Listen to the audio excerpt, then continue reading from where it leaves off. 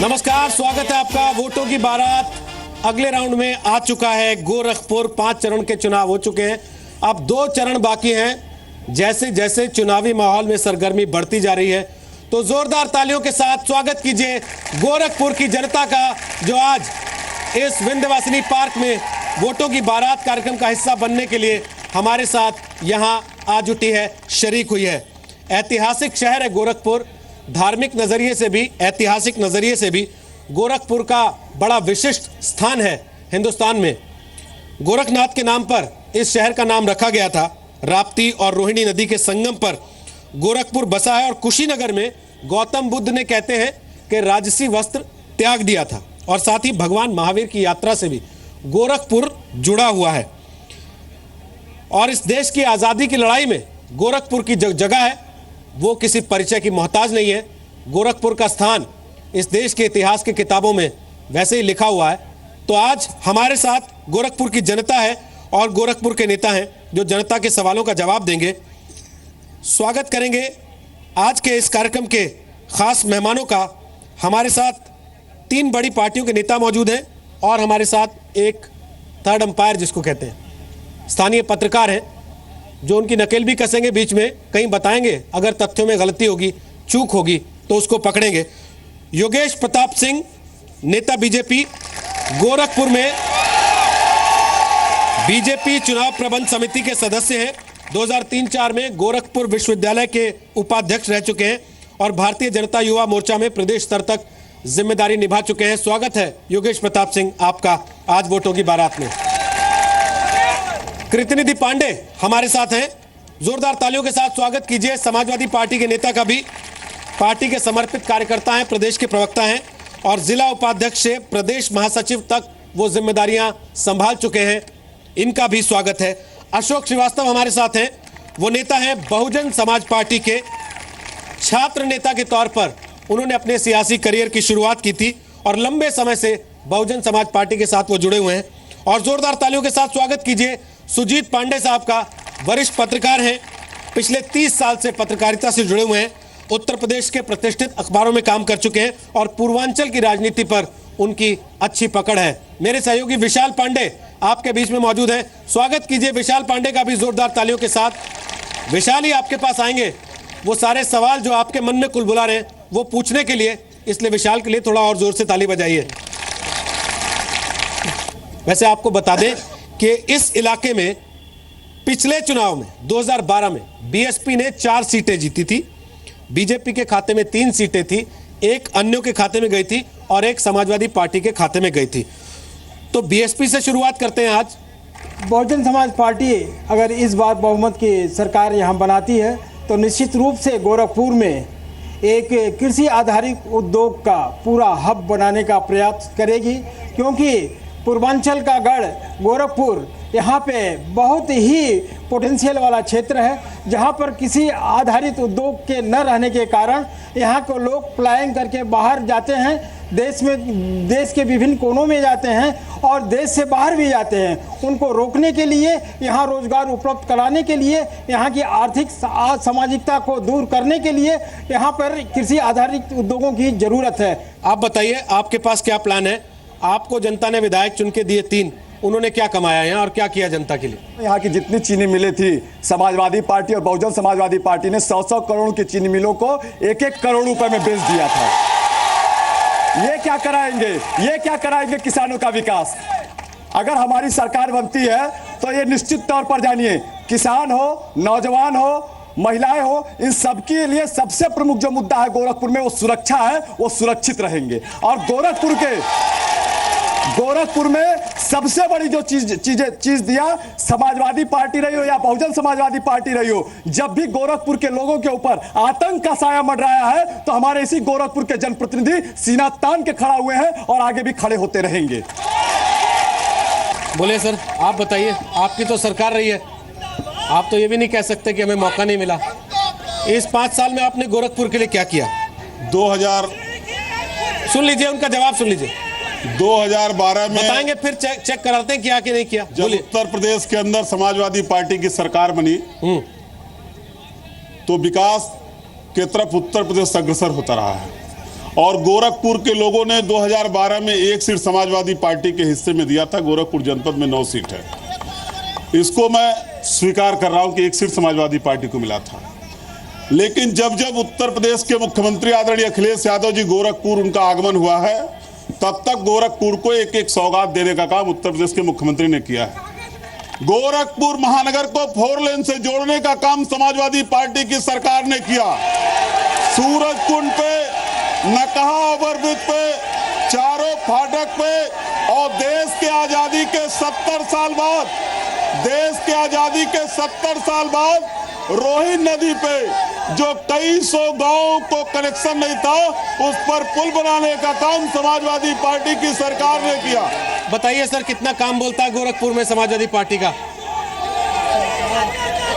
वर्तमान में स्थिति ये है कि 15 चीनी मिलें हैं आपके पूरी उत्तर प्रदेश में, 11 चीनी मिलें बंद हैं और 4 चीनी मिलें जो है चल रही, उसमें 2 नहीं के नाम पर कहने को चल रही हैं।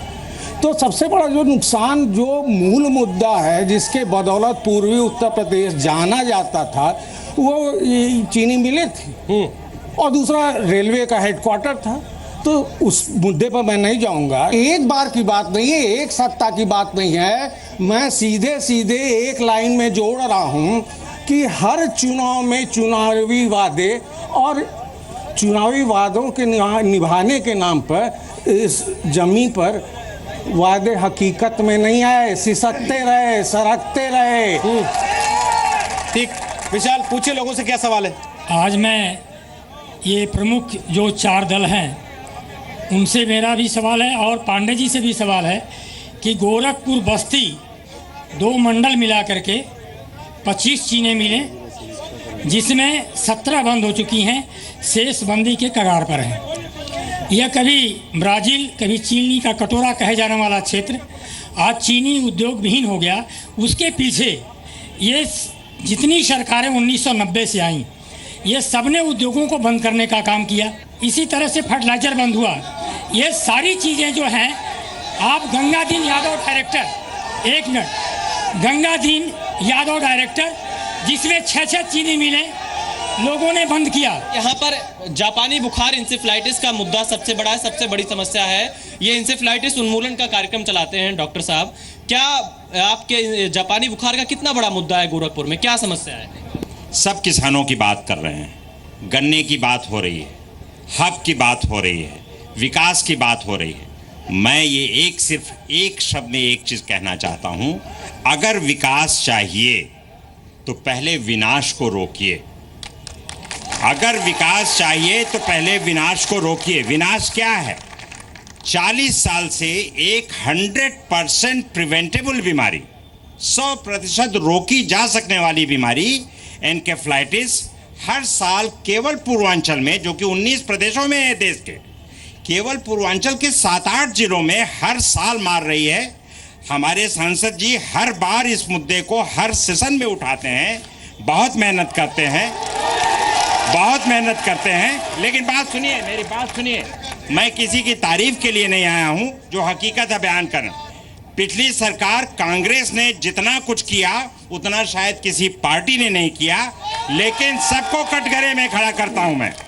मैं जनता हूं, मैं ही नेता को जनता हूं। अगर मैं न रहूं तो ये नेता नहीं रहेंगे।